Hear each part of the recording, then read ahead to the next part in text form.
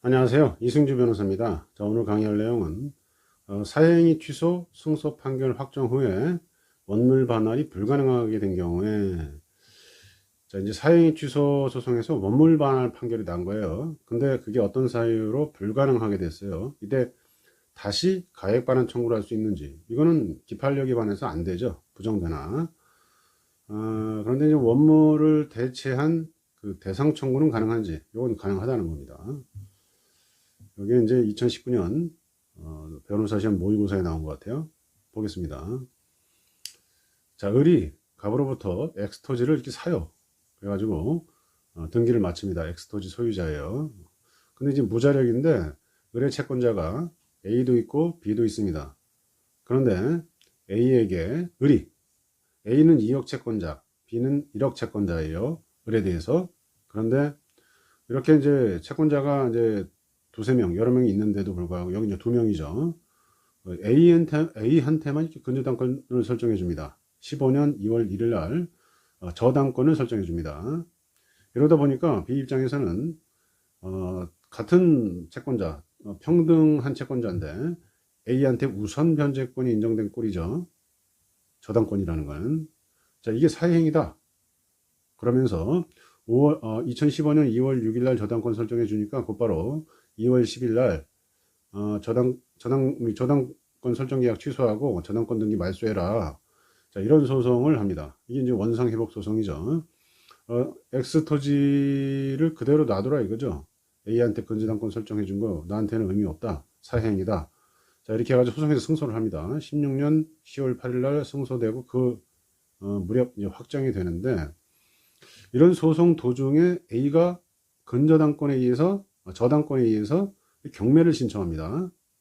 근데 이 판결이 선고되고 이때쯤에는 뭐 완전히 그 매각된 게 아니었어요. 보시면은 2016년 10월 8일 날 승소 확정됐는데 매각이 2016년 11월 달에 있어요. 그래서 어쨌든 이 재판할 때는 X부동산이 일소유였던 거죠. 어쨌든 그러다 보니까 원물 반환 판결이 이렇게 떨어진 거였습니다.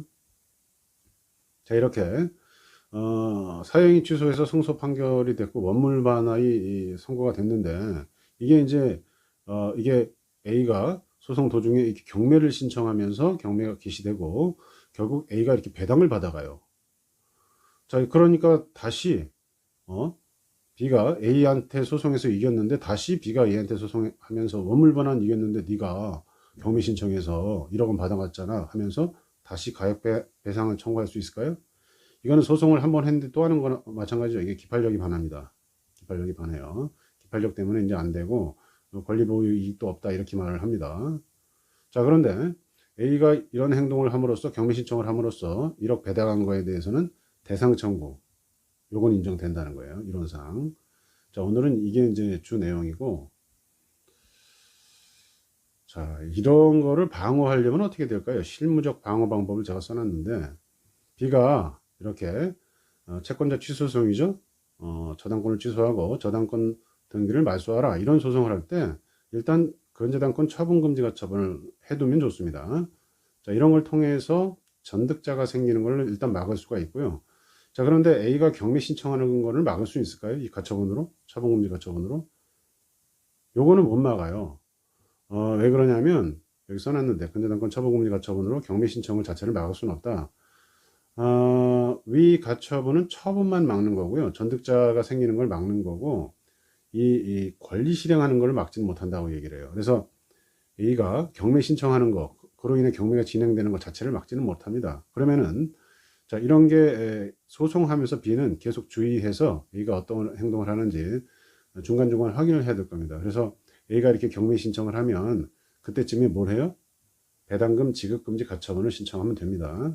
자, 그래서 실무적으로는 이런 경우에 B가 소송을 제기하기 전에 근저당권 처분금지 가처분도 해두고 또 A가 권리 실행하는 것 자체는 처분금지 가처분으로 막지 못하기 때문에 A의 행동을 예의주시하면서 뭐 등기부를 가끔씩 떼보면 되죠.